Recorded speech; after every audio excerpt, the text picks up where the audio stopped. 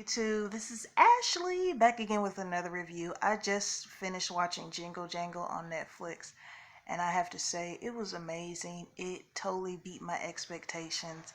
I absolutely loved it. This was written and directed by David E. Talbert, who I am a fan of. I have seen a lot of his plays. I love his plays. He's also done a few movies. Jingle Jangle was, I believe, produced by John Legend. I believe that's what I saw on the credits. So we have an all-star cast: Felicia Rashad, Forrest Whitaker, Ricky Martin, Key from Key and Peele, Anika Noni Rose, who sang her behind. Oh, she is so talented. I wish she would. I wish I could see her in more things. So this came right on time for me because it's mid-November and I was, kind of like, oh my God, it's close to December. I'm not really in the Christmas spirit. I work at a store and, so like when I'm around the Christmas stuff, I'm like, I'm just not feeling it right now. COVID and everything's so different now because of that. But this was a feel-good movie. It's something you could watch with the whole family. It's something you could watch by yourself, kids, grown folks. I watched it by myself.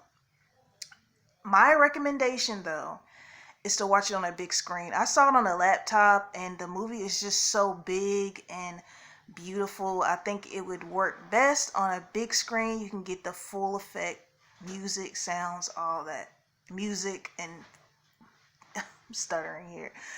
The full effect, since a lot of movie theaters still aren't open yet, you get that movie theater feel from this.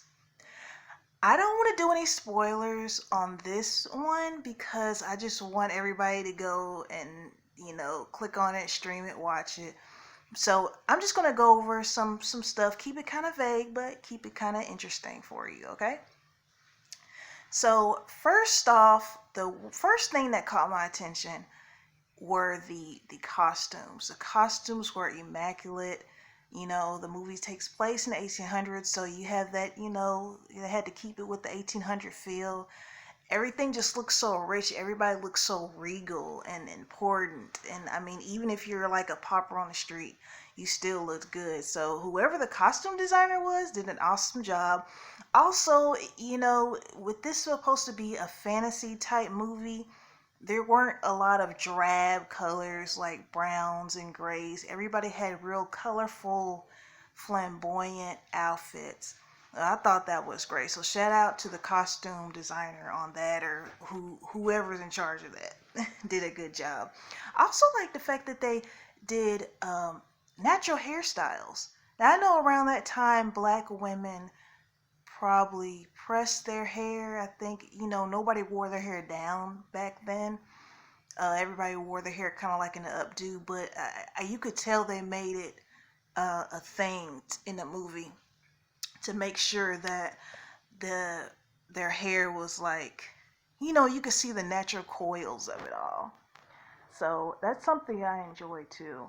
And this is a musical, which I don't know if I thought this was gonna be a musical or not, but it is a musical. And of course, in musicals you have great songs, dancing, and like I mentioned before, like this is an all ages film, so even some of the songs, you it's something you could listen to like as an adult. Like, okay, this is pretty good.